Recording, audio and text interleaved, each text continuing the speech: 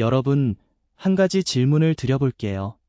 여러분이 아무 잘못도 하지 않았는데 누군가의 거짓말 때문에 감옥에 갇히게 된다면 어떤 기분일 것 같으세요? 억울하고, 화나고, 하늘이 원망스럽겠죠. 내가 뭘 잘못한 거야? 하고 울고 싶을 수도 있을 거예요. 그런데 말이에요. 오늘 우리가 만날 주인공은 바로 그 상황을 겪은 사람입니다. 형들에게 배신당해 노예로 팔리고 열심히 일했더니 억울한 누명까지 쓰고 감옥에 갇히고 누가 봐도 인생이 완전히 망한 것처럼 보이는 상황이에요. 근데 이게 왜인지 이야기가 끝날 때쯤엔 전혀 다른 느낌이 들거든요. 오늘 함께 읽을 이야기는 성경 창세기 39장 요셉의 이야기입니다. 자, 그럼 시작해볼까요? 먼저 오늘 주인공 요셉이 어떤 사람인지부터 간단히 소개해드릴게요. 요셉은 야곱의 12아들 중 11번째 아들이에요. 아버지 야곱이 유독 요셉을 아꼈는데 그게 형들 눈에는 너무 얄미워 보였나 봐요. 결국 형들은 요셉을 죽이려다가 마음을 바꿔서 지나가던 상인들에게 은화 20냥에 팔아버립니다. 은화 20냥이면 요즘으로 치면 몇십만 원 정도밖에 안 되는 돈이에요. 자기 남동생을 그 돈에 팔아버린 거죠. 정말 충격적이죠? 그렇게 팔려간 요셉이 끌려간 곳은 이집트, 그러니까 애굽이라고 불리는 나라예요. 낯선 나라, 아는 사람 하나 없는 곳에 노예로 끌려온 거예요. 요셉의 나이, 고작 17살이었을 때의 일입니다. 창세기 39장은 바로 여기서부터 시작돼요. 장면 하나, 보디발의 집에 팔린 요셉. 상인들은 요셉을 이집트에 데려와서 다시 팔아넘겼어요. 요셉을 산 사람은 보디발이라는 사람인데 이 사람이 보통 사람이 아니에요. 이집트 왕 바로의 신하 중에서도 아주 높은 자리에 있는 사람이었어요. 쉽게 말하면 왕의 경호대장, 그러니까 왕을 지키는 최고 책임자였습니다. 권력도 있고 재산도 많고 집도 엄청 크고 요셉은 그런 집의 노예가 된 거예요. 상상해보세요. 어제까지만 해도 아버지 품에서 사랑받던 아들이었는데 오늘은 낯선 나라에서 남의 집 노예가 된 거잖아요. 말도 제대로 안 통하고 아는 사람도 없고 집에 돌아갈 방법도 없어요. 보통 사람이라면 그냥 주저앉아서 울거나 모든 걸 포기했을 수도 있어요. 근데 요셉은 달랐어요. 장면 2. 하나님이 함께 하시다. 성경은 이 부분을 아주 간결하게 하지만 강하게 표현해요. 여호와께서 요셉과 함께 하심으로 그가 형통한 자가 되어. 형통하다는 말 들어보셨나요? 쉽게 말하면 하는 일마다 잘 된다는 뜻이에요. 요셉은 노예 신분이었지만 그가 맡은 일마다 잘 되기 시작했어요. 집안일이든 바깥일이든 요셉이 손을 대면 뭔가 달라졌어요. 보디발도 이걸 알아챘어요. 이 아이가 뭔가 다르다. 같이 있으면 일이 잘 풀린다. 보디발은 요셉이 뛰어난 게 그냥 우연이 아니라는 걸 느꼈던 것 같아요. 성경은 보디발이 하나님이 요셉과 함께 하심을 보았다고 기록해요. 믿지 않는 사람 눈에도 보일 정도였다는 거잖아요. 그래서 보디발은 요셉을 점점 더 중요한 자리에 세웠어요. 처음에는 그냥 집안에 잔심부름하는 노예였다면 나중엔 보디발의 집 전체를 맡아서 관리하는 자리까지 올라가게 됐어요. 자기 재산이고 자기 가족이고 자기 땅이고 보디발은 요셉에게 다 맡긴 거예요. 먹는 것 빼고는요, 라는 표현이 성경에 나오는데 그만큼 요셉을 완전히 신뢰했다는 뜻이에요. 노예에서 집 전체를 관리하는 총책임자가 된 거예요. 신분은 노예지만 역할은 거의 CEO 수준이 된 거죠. 근데 이야기가 여기서 끝났으면 좋았을 텐데 문제가 생겼어요. 장면 3. 보디발의 아내의 유혹. 요셉은 잘생겼어요. 성경에도 용모가 빼어나고 아름다웠다고 직접 표현이 나와요. 그런데 이 잘생긴 외모가 문제의 시작이 됩니다. 보디발의 아내가 요셉을 눈여겨보기 시작한 거예요. 그냥 눈여겨본 정도가 아니라 어느 날 대놓고 요셉에게 이렇게 말해요. 나와 함께 자자. 남편 있는 여자가 남편 집의 노예에게 한 말이에요. 정말 황당하죠? 요셉의 입장을 생각해봐요. 이 여자는 주인 아내예요. 이집트에서 권력 있는 집의 안주인이에요.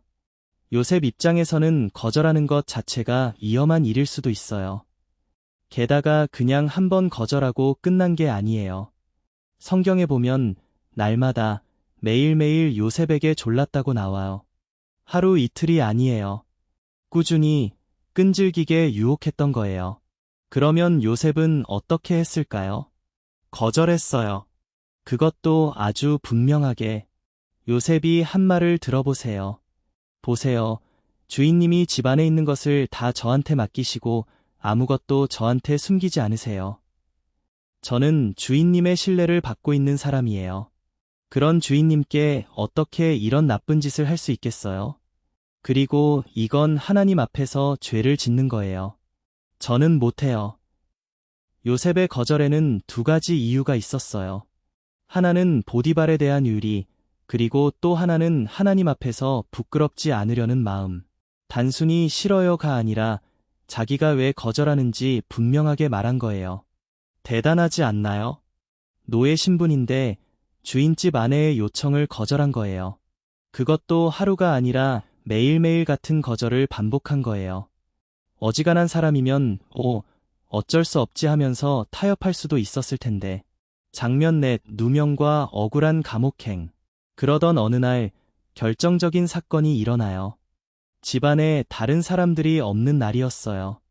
보디발의 아내가 또 요셉의 옷을 잡아당기면서 유혹했어요.